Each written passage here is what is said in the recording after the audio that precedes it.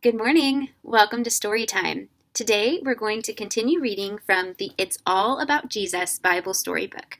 So if you have a copy of this book, go grab it and come right back. And if you don't have a copy, that's okay. Just sit back and enjoy today's story. Today we are reading from the Promise Reaffirmed. So you see right there? That's interesting. There's a ladder with angels climbing on it.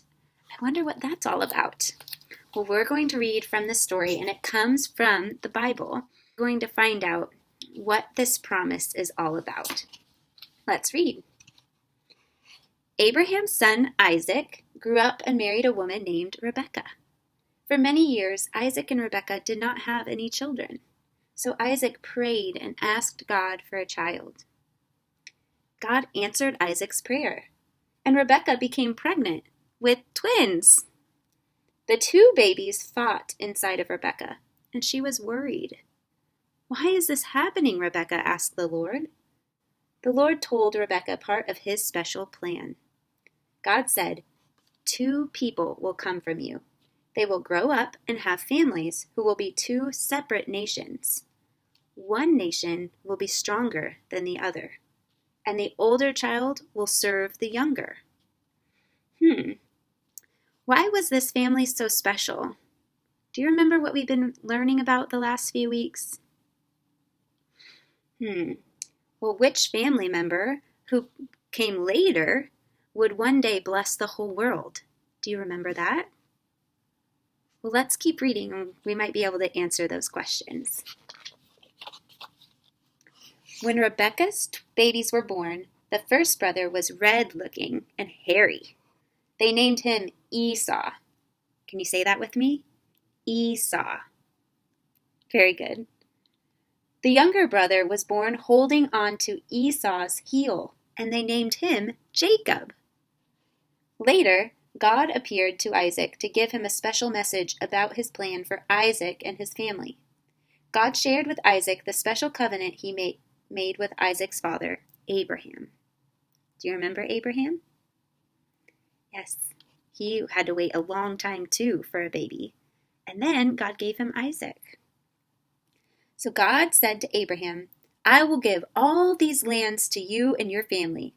I will make your family as numerous as the stars of the sky." So he was going to give him as many family members as there are stars in the sky. That's a lot. "All the nations of the earth will be blessed by your family because Abraham, your father, listened to my voice and obeyed my words." That's what God told Isaac. He said, "I'm going to bless your family because Abraham, your dad, obeyed me." So many years later, Isaac's son Jacob had a dream. In his dream, Jacob saw a stairway coming down from heaven to the ground. Angels were going up and down the stairs. Remember our picture?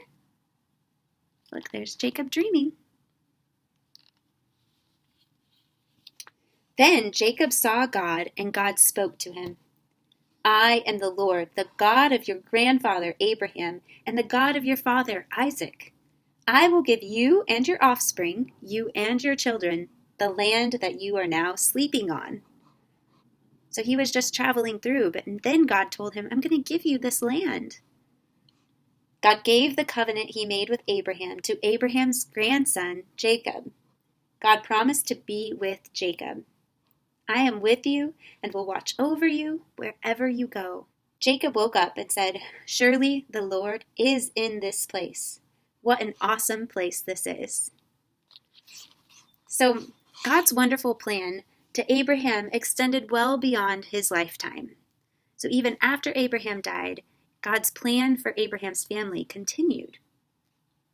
The plan was shared with Rebekah, Isaac, Jacob, and eventually an entire nation, leading to the birth of a baby boy named Jesus. Jesus is that special family member we were asked about earlier. Jesus fulfilled God's plan to provide salvation and redemption for all of God's people. So this family, Isaac and Rebekah and Jacob and Abraham's family, is very special because Jesus was part of that earthly family. And Jesus made a way for us to inherit the promises of God. all that God promised to this family is now ours. Isn't that wonderful that God is with us wherever we go? So who always keeps his promises?